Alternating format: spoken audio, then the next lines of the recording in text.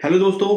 Yes bank के ऊपर आज एक बहुत ही ज़्यादा पॉजिटिव न्यूज़ आई है दोस्तों, जो कि मैं आज आपसे शेयर करने वाला हूँ। क्या है वो न्यूज़, वन बाय वन हम अनफोल्ड करते हैं।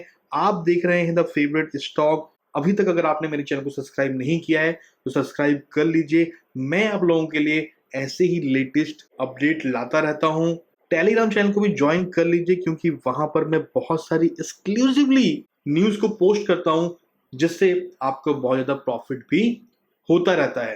तो चलिए दोस्तों, वीडियो को शुरू करते हैं।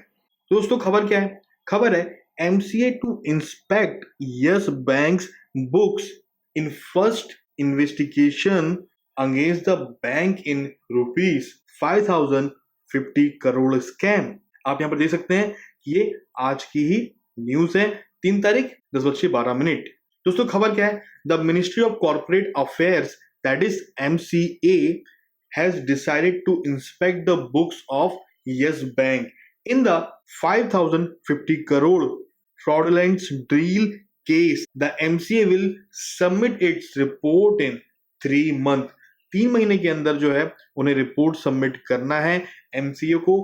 ऐसे आमतौर पर जो है ना, नॉर्मली एमसीए बैंकों के मामले में इन्वेस्टिगेट नहीं करती है, बट यहां पर जो है ये डिसाइड हुआ है कि एमसीए इस चीज की इन्वेस्टिगेशन करेगी, जो स्पेशली 5050 करोड़ का जो फ्रॉड वाली डील थी उसका। पूरी खबर क्या है, चलिए देखते हैं। This move is significant in many ways. One, this is for the first time an investigation against Yes Bank itself is being initiated. तो यस बैंक ने जो है ये खुद ही इनिशिएट किया है। Its founders are under scanner of various probe agencies. ठीक है। टू, सेकंड क्या है? Normally the books of banks are inspected by the Reserve Bank of India and not by the MCA. Actually normally जो है ना, ये investigation जो है वो आरबीआई करती है, एमसीए नहीं करती है। क्योंकि आपने कभी ऐसा सुना नहीं होगा कि एमसीए जो है इन सब फ्रॉड को इन्वेस्टिगेट कर रही है। लेकिन मैं आपको बता दूं कि एमसीए जो है वो मच बेटर देन है इन्वेस्टिगेशन के मामले में द आरबीआई। सो इस मामले में एमसीए को बोला गया है और वो इन्वेस्टिगेट कर रही है।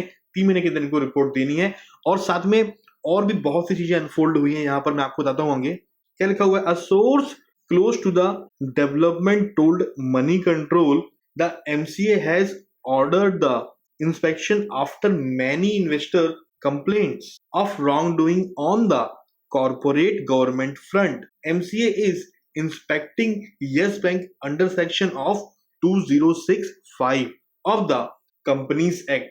तो सेक्शन 206(5) के तहत जो कंपनी का एक्ट है, ये मामला इन्वेस्टिगेट कर रही है एमसीए जो है वो। और क्या लिखा हुआ है? ED CBI cases. ईडी मतलब क्या है? Enforcement directorate and the Central Bureau of Investigation, that is CBI, are investigating the scam. Their probe is centered against the bank's co-founder Rana Kapoor की दोस्तों यहाँ पर बात हो रही है, and his family and associates। दोस्तों, हम सभी जानते हैं कि राणा कपूर ऑलरेडी जो है इन्वेस्टिगेशन का पार्ट है।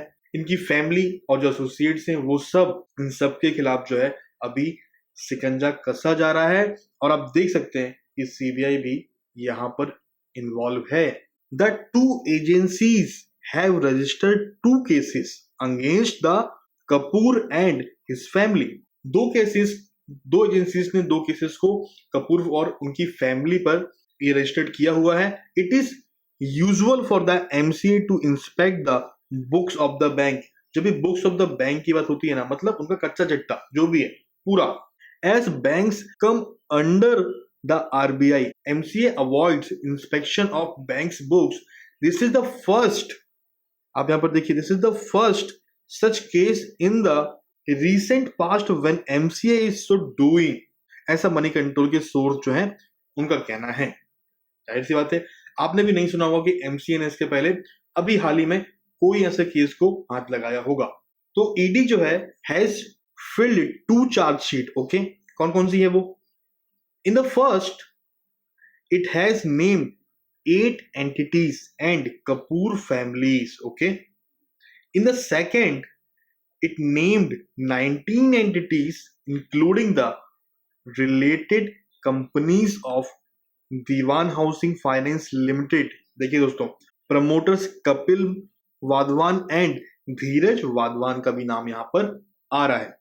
अभी जो दो चार्जशीट कौन कौन सी हैं, चलिए वो देखते हैं। The CBI's first charge sheet in the case was not taken cognizance by the court as the agency did not take the approval of the RBI to prosecute Kapoor.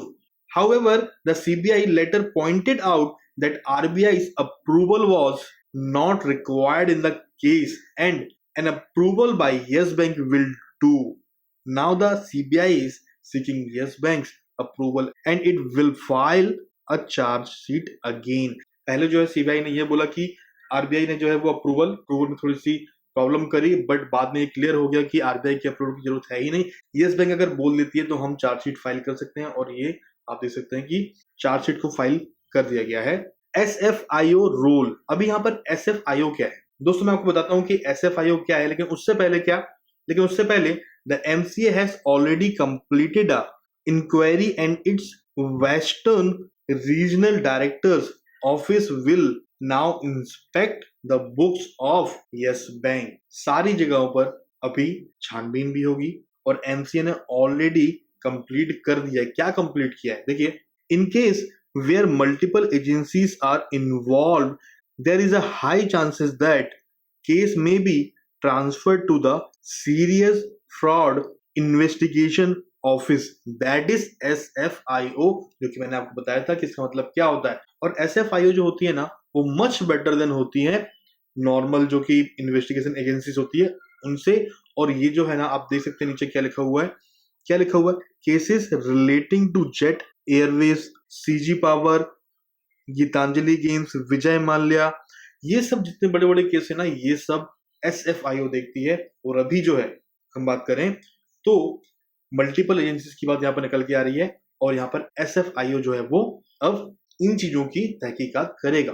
क्या लिखा हुआ देखिए दोस्तों, SFIO has more powers and skilled officers but the corporate affairs minister hold the power of the approve an SFIO investigation. समझ रहे हैं, SFIO के पास में ज्यादा स्किल्ड ऑफिसर्स हैं, ज्यादा पावर्स हैं, बट जो अफेयर मिनिस्टर है, corporate affair minister, they hold currently, उन्होंने जो है वो भी अप्रूवल को जो है उन्होंने होल्ड किया हुआ है। और क्यों ऐसा हुआ है, देखिए दोस्तों, केस एक्चुअली में है क्या। According to the prosecution, Kapoor, his family members and the other accused made fraudulent deals and laundered proceeds estimated to be worth 5050 crore. ठीक है, केस तो यही है ना, 5050 करोड़ का जो है फ्रॉड का केस है। राणा कपूर, उनकी फैमिली और उनके साथ में एसोसिएट है, उनके ऊपर लिखा हुआ है। In July the ED provisionally attached properties belonging to Rana Kapoor and the Wadhawan brothers worth rupees 2400 crore. ठीक है, Kapoor attached properties are located in south Mumbai, 40 Amrita Shergill Marg in Delhi, London and New York. समझ रहे हैं आप, वाधवान जो है उनकी properties are in Mumbai, Pune, Australia and London. तो इतनी जो प्रॉपर्टीज हैं, इन सब का मुआयना भी होगा। अभी इतनी सब जगह पर प्रॉपर्टीज कैसे हुई, इन सभी चीजों का 1 बाय 1 दोस्तों खुलासा होने वाला है। और सीबीआई दोस्तों उसके पीछे लग चुकी है, एमसीए लग चुकी है, साथ ही में एसएफआईओ भी इनके पीछे लग चुका है। अब मुझे बताइए कि कैसे ये लोग बच पाएंगे। परत दर परत सब चीजें खुलेंगी और सारी चीजें सामने आएंगी। और यस बैंक का अभी पूरा मैनेजमेंट चेंज हो चुका है। दे ऑल्सो वांट जो फ्रॉड थे, जो फ्रॉड करने वाले थे, वो सामने आए, और इसीलिए खुद यस बैंक ने इस चीज को इनिशिएट किया है, आप देख सकते हैं। तो दोस्तों मैं मानता हूँ ये बहुत ही ज्यादा एक पॉजिटिव न्यूज है, राइट। अगर चीजें सामने आती हैं और जो पैसे इनके पास है वो कुछ रिकवर होते हैं, तो सोचिए कितनी बड़ी एक ये रिकवरी होगी, कितनी बड़ी एक पॉजिटिव न्यूज होगी यस बैंक के लिए। दोस्तों आपका क्या सोचना है इस न्यूज के बारे में, मुझे कमेंट करके जरूर बताइए। अभी तक अगर आपने मेरे चैनल को सब्सक्राइब नहीं किया है तो सब्सक्राइब कर लीजिए, मैं आप लोगों के लिए ऐसे ही वीडियो लाता रहता हूं। बहुत जल्द मिलते हैं अगले वीडियो में। बहुत बहुत धन्यवाद।